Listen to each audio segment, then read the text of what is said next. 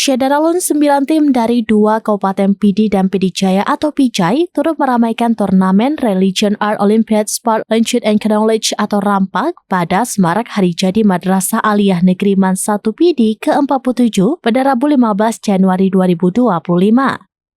Event turnamen bola voli tersebut merupakan satu dari 13 rangkaian RAMPAK kedua yang digelar pada Rabu 15 Januari 2025.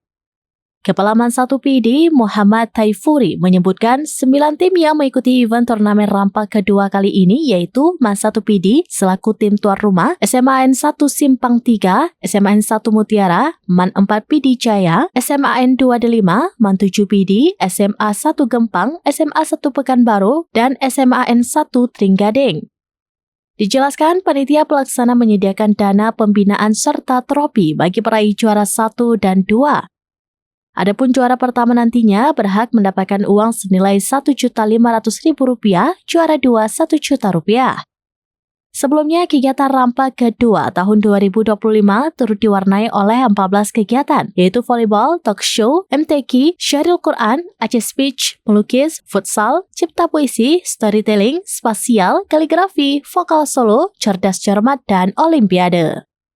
Dari PD, Idris Ismail, Serampinews.com.